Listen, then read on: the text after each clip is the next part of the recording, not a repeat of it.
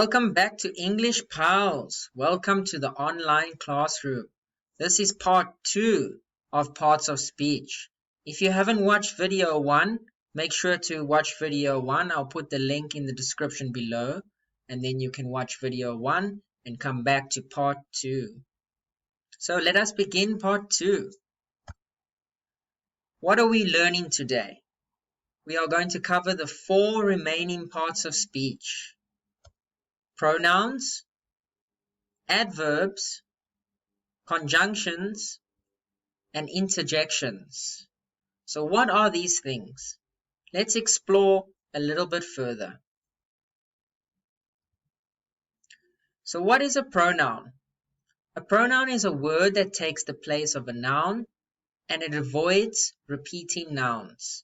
Some common examples are he, she, I, we, they. So have a look at the example below. Jeremy ran so fast because he was in danger. So you can see Jeremy is the proper noun. And instead of saying Jeremy again, we use the possessive pronoun he. So he tells us that we are referring to Jeremy. So Jeremy ran so fast because he was in danger. So instead of saying Jeremy ran so fast because Jeremy was in danger, we can replace Jeremy with he, and then we know we are referring to Jeremy. So let's look a little bit closer. Some pronouns for you to remember. So you have subject pronouns like I, you, he, she, it, we, you, they. Object pronouns, me, you, him, her, it, us, you, them. Possessive adjectives and possessive pronouns. So here are the words. You can have a look through them. And then when you are comfortable, we will continue and move forward and practice some exercises.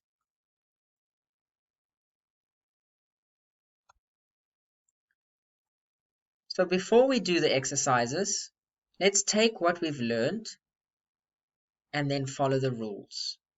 So a pronoun is a word that can function by itself as a noun phrase and that refers to participants in the discourse. So it refers to the people you are talking about. So remember the rule. Subject pronouns are used when the pronoun is the subject of the sentence.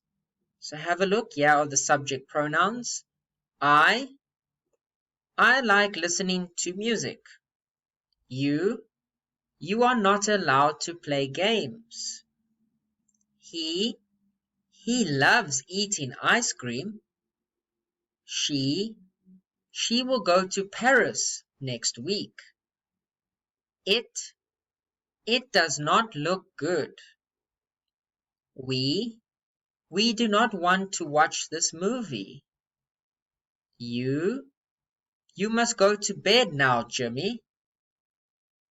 They are playing football.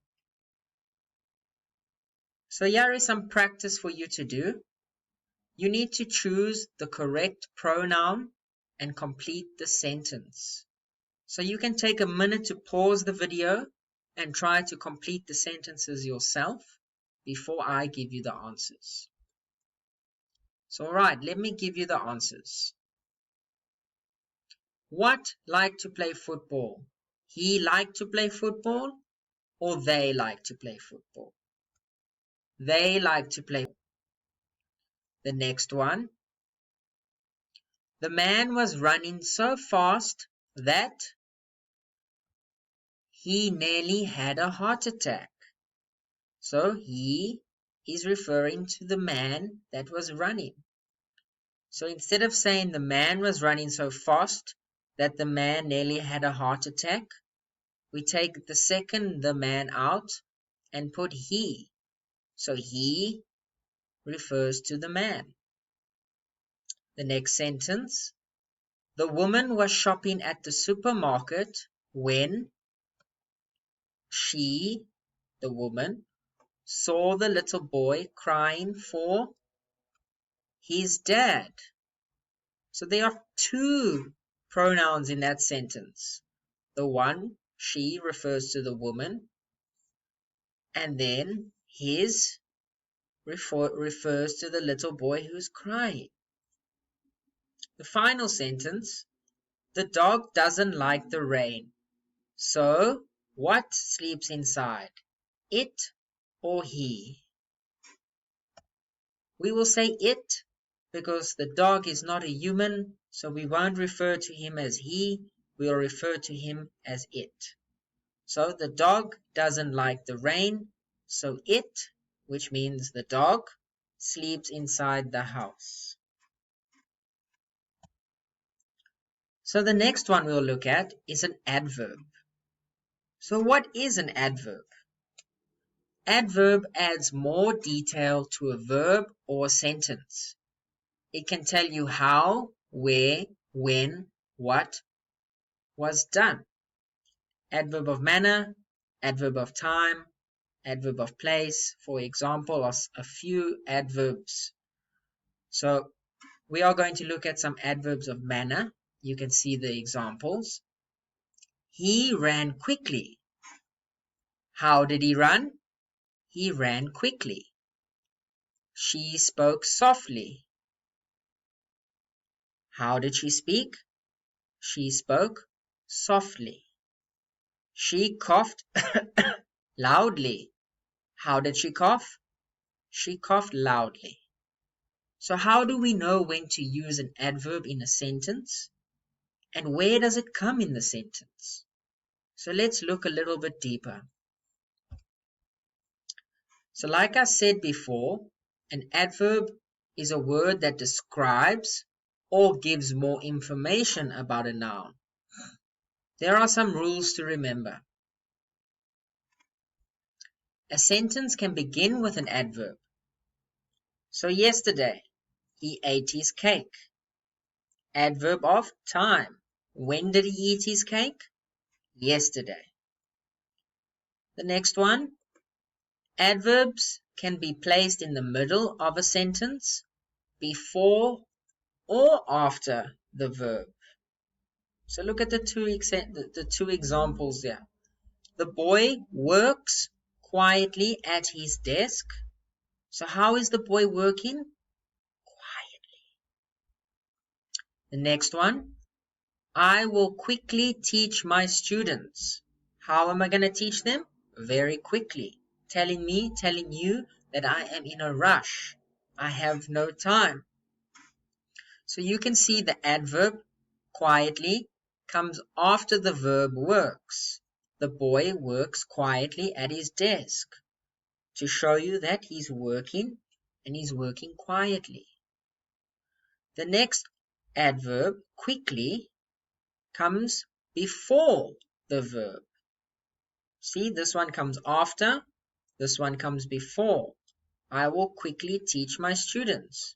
And that's telling you I am in a rush. I need to be somewhere.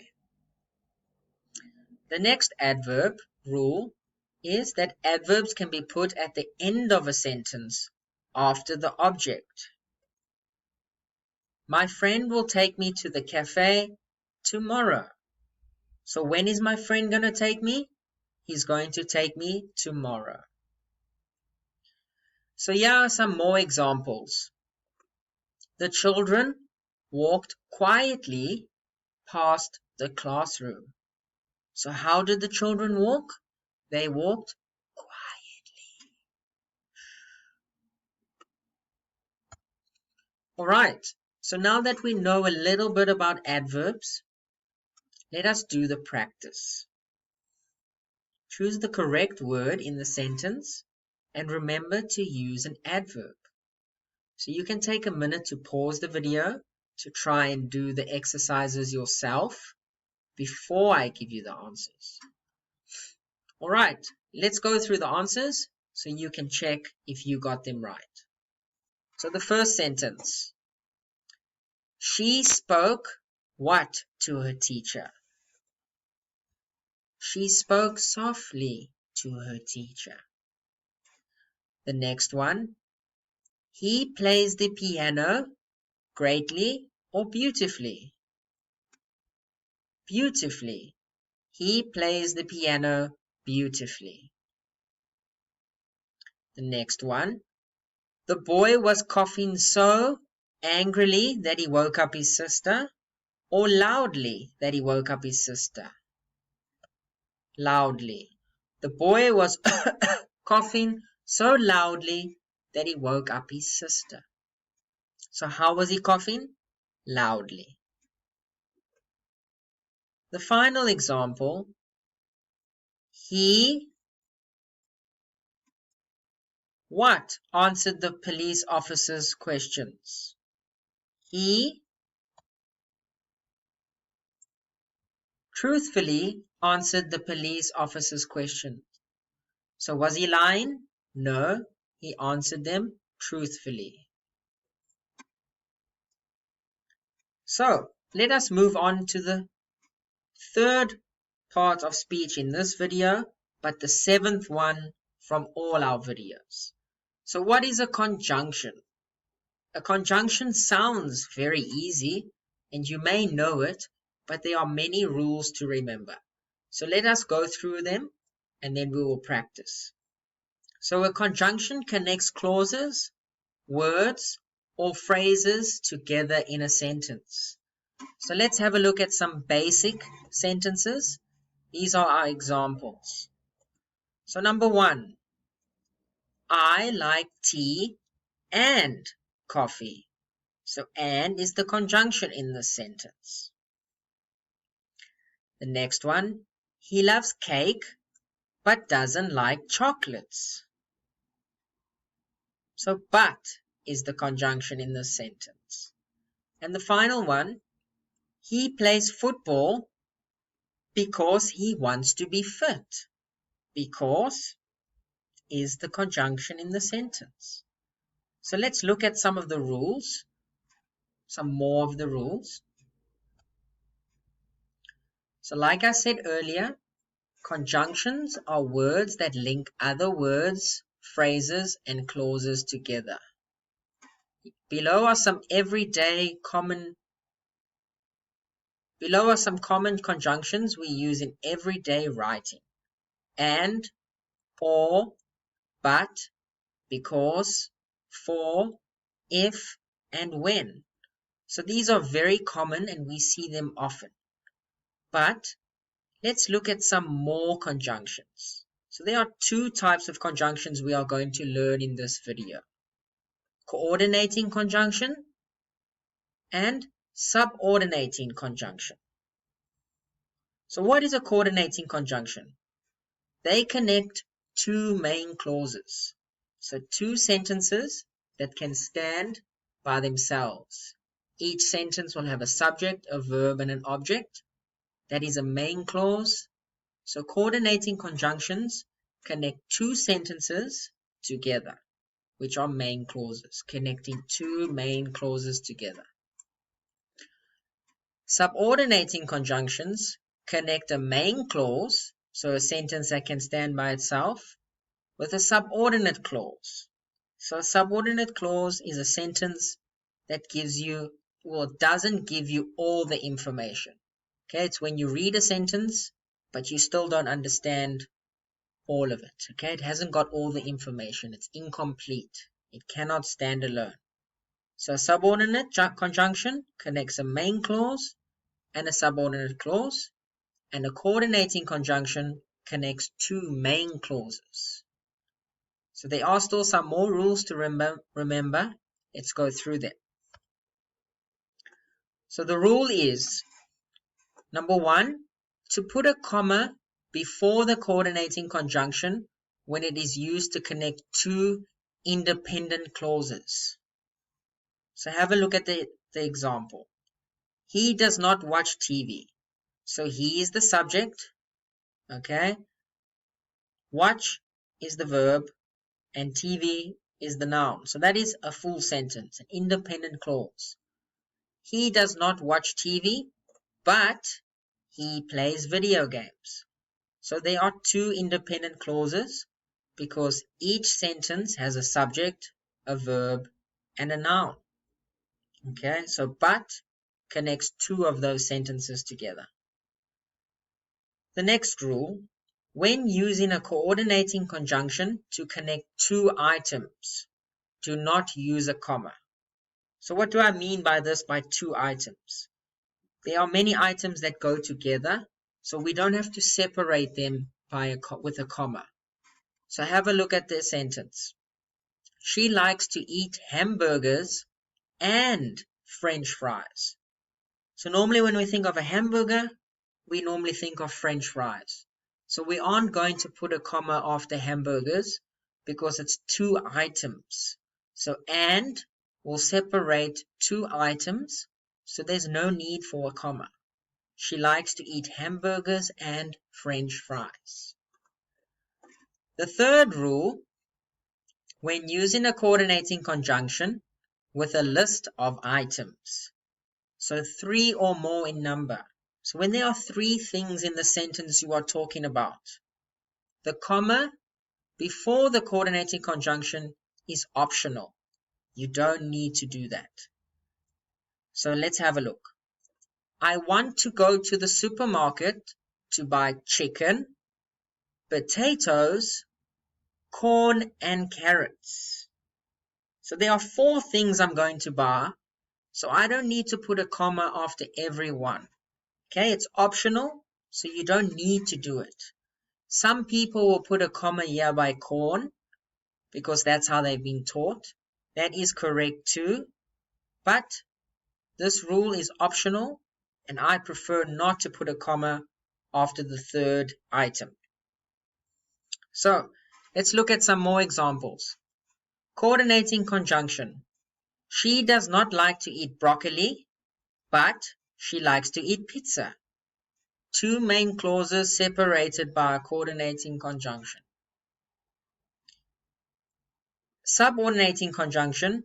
She likes coffee because it keeps her awake. Time to practice. So remember to use a conjunction in the sentence so you can complete the sentence. So like before, you can take a minute to pause the video and then come back and check your answers. So I'll give you the answers now, but I hope you've tried to do it by yourself. So the first sentence, I want to go to the concert and I am really ill, or but I am really ill. But I am really ill. So she can't go because she's sick. She's ill. The next sentence, my mother sent me to the supermarket to buy pasta, broccoli, butter, and what corn? And corn. The next sentence, she was tired. What? She went to bed late. When or because? Because. She was tired because she went to bed late. The final example, we made pancakes, eggs, if or and tea for breakfast. And we made pancakes, comma, eggs, comma, and tea for breakfast. So let's move on to the final part of speech. Interjection. So what is an interjection? It's a word that shows emotion. It usually comes at the start of a sentence, although it can come at the end of the sentence. So here's some examples. Wow, what a beautiful day. Ouch, that really hurt. Oh, I forgot to do my homework. So they show and express emotion. Okay, so let's have a look at some rules so we can remember them. So an interjection comes at the beginning of a sentence and generally expresses emotions. They have no grammatical connection to the sentence. It is usually followed by an exclamation mark. So there's no rule to remember where an interjection goes, other than that they express emotions, and how feelings. And they usually come at the start of a sentence. So there are some more examples. Ouch! The boy screamed in pain. Maybe he broke his leg or his hand got caught in a door. The next one, bless you. You really helped me. Here are some more examples. I won't read them all, but you can have a look through them yourself. So, exclamation of fear or realization or acceptance.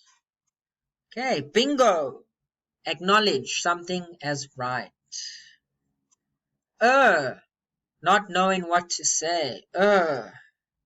Or indicates a pause, need for more time. So like I said, you can go through them. I won't read them all, but these are all interjections. So let's do some practice. So remember to use interjections from the words in brackets. From the words in the brackets, you can fill them out. You can either write them on a piece of paper, pause the video, do it yourself, or you can just wait for me to give you the answers. Ideally, I would like for you to try and do it yourself. So let's go through the answers. Ouch! That was painful. The next one. It's time to go. Cheerio.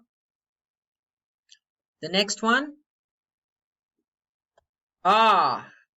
That feels wonderful. And the final one. Congrats. You will be a great mommy. So let's test your knowledge before we end the video. So you need to choose the correct word to complete the sentence. Number 1, the dog snores loudly. It is mine. Look, or yes. Yes, it is mine. The next one, the children were sleeping in class, so they were punished by the teacher. I went to the shop to buy milk and juice for my family. So that's the end of the practice. I hope you will remember the 4 parts of speech you have learned in this video. You can go back to video 1 to learn the first 4 and then come back to this video and learn the last 4. There are 8 parts of speech that we need to know for everyday English, and once you master them, you will be able to identify all the words in sentences and you will become a much better writer. I feel so much smarter already. So it's important to keep learning. Don't stop learning. And I want to congratulate you for passing and knowing your parts of speech. But before you go, I would like for you to do one more thing. Subscribe to the YouTube channel to fast track your learning. We are EnglishPals. So, until the next video, I'll see you.